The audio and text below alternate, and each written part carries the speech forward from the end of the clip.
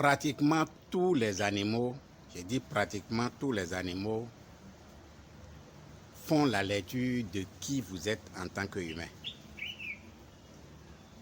Pratiquement tous les animaux, c'est-à-dire pratiquement tous les animaux font une lecture de qui vous êtes en tant qu'humain.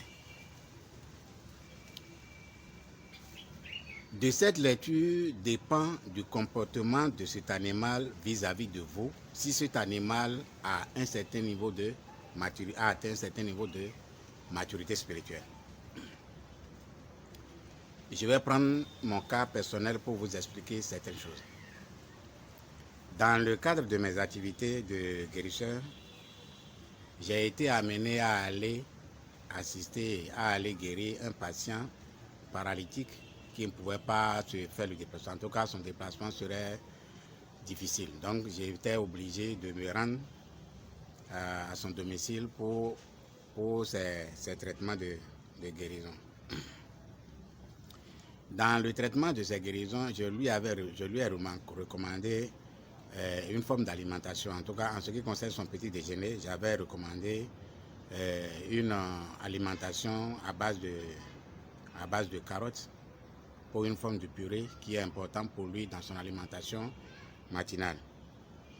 Donc, dans l'achat de carottes, ils ont eu à payer des carottes en une quantité un peu plus élevée. Donc, comme ils n'ont pas de frigo, ils n'ont pas de quoi congeler et garder les carottes au frais, il s'est trouvé que certaines carottes sont pourries. Bon, comme les carottes sont pourries, au niveau de mon traitement, comme moi je viens, ça dépend, je peux venir tous les jours, je peux venir tous les 2 jours, 3 jours, ça dépend des cas, quand je me trouve dans une position d'aller guérir les gens en déplacement comme ça. Donc, après que j'ai recommandé cette forme d'alimentation à la patiente et que je suis revenu 2 jours après, il s'est trouvé que les carottes là, la grande majorité des carottes sont pourries. Et j'ai demandé, mais j'ai dit de payer carottes, normalement s'il devait encore avoir des carottes avec vous. Il me dit oui, les carottes là sont pourries et puis ils ont déposé, ils sont allés porter ça à leur singe. J'ai dit, hein, vous avez un singe ici? Ils disent oui. Donc vous avez un singe, hein? Il dit oui. Je dis ok, quand je vais finir mes travaux, je vais aller voir ce singe-là. Je vais aller voir ce singe-là. Il me dit non, maître, il ne faut pas te gêner parce que ce singe-là, il est trop violent, il laisse personne s'approcher de lui. Il y a une seule personne qui va le voir, c'est son maître, la personne qui lui donne à manger. À part ça, il est agressif vis-à-vis de toutes les personnes. Je dis ok, c'est pas grave. Quand je vais finir mes travaux, eh bien, je vais aller rendre visite à ce singe-là. C'est comme ça que quand j'ai fini les travaux, j'ai aidé accompagné de son maître, j'étais allé là-bas. À la grande surprise du maître du singe, le singe n'a même pas réagi. C'est-à-dire les réactions qu'il avait, c'est-à-dire des réactions compulsives qu'il avait quand il voyait n'importe qui à part son maître, le singe n'a même pas fait ce genre de réaction.